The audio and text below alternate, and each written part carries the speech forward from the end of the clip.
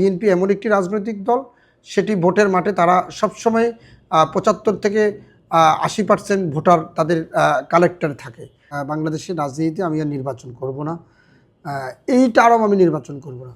আমি আমার রাজনৈতিক ধারাবাহিকটাকে আরও ডেভেলপ করতে চাই এবং কি হচ্ছে আর কি হবে সেটি আমি দেখতে চাই। ১৭ বছরের একটি সরকার যখন পালিয়ে গিয়েছে, এখন নতুন কি সরকারের আসে এবং তারা কি কার্যক্রম করে, এটার উপর ডিপেন্ড করে আমার আগামী রাজনীতি শুরু হবে। যেহেতু এখানে যদি আপনি ভোটের মাঠে যদি হিসাব করেন, তাহলে বিএনপির বিকল্প কোনো বাংলাদেশের রাজনৈতিক দল নাই।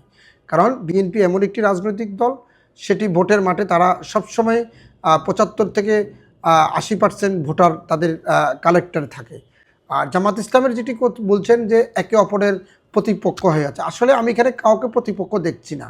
কারণ আমাদের কিছু আচার আচরণের কারণে, আমাদের কিছু কথাবার্তার কারণে, আমাদের কিছু ধরেন চলাফেরার দোষের কারণে আজকে আমরা একে অপরকে প্রতিপক্ষ ভাবছি। এখানে বিশেষ করে কেউ কারোর প্রতিপক্ষ নয়। কারণ যেখানে ১৭ বছর জামাত ইসলাম বিএনপির সাথে আন্দোলন করে কখনো পাটল ধরেনি এবং ভবিষ্যতে সেটি পাটল ধরার কোনো সম্ভাবনা নাই।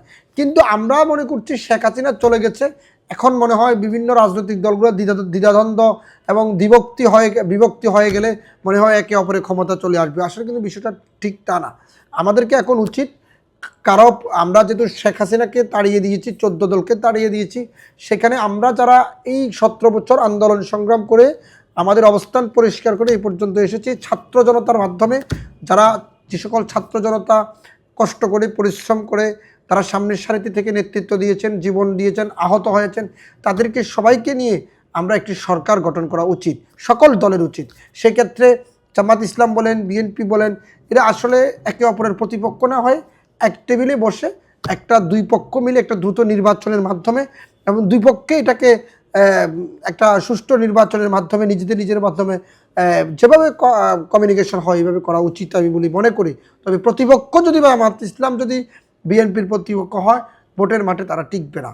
ভোটের মাঠে জনপ্রিয়তা বাড়তেছে, জামাতের জনপ্রিয়তা তারা আজকে 17 বছর তো আপনার কাজ করতে পারেনি, কথা বলতে পারেনি। এখন স্বাধীনভাবে তারা ঘুরছে, তাদের সাংগঠনিক কার্যক্রম চালাচ্ছে, এতে করে অবশ্যই একটি দলের জনপ্রিয়তা বাড়বে, এটাই স্বাভাবিক।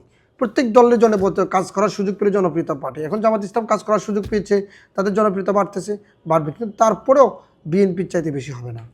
বাংলাদেশের রাজনীতিতে আমি আর নির্বাচন করব না, এইটারও আমি নির্বাচন করব না।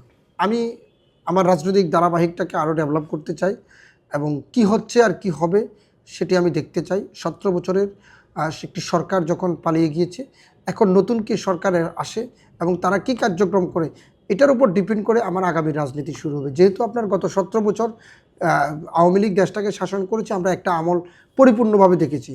আগে আমরা ছোটোবেলা হয়তো ভিন্নভাবে দেখেছি, এই 17 বছর আমরা পরিপূর্ণভাবে দেখেছি নেক্সট গভর্নমেন্ট এসে কি কাজ করে এবং তারা মানুষের সাথে কেমন আচরণ করে, রাষ্ট্র কীভাবে চালায়, ওর পরিপ্রেক্ষিতে দুজনের পরিপ্রেক্ষিতে অনুযায়ী সিদ্ধান্ত নেব যে আগামীতে আমি নির্বাচন করব কি না।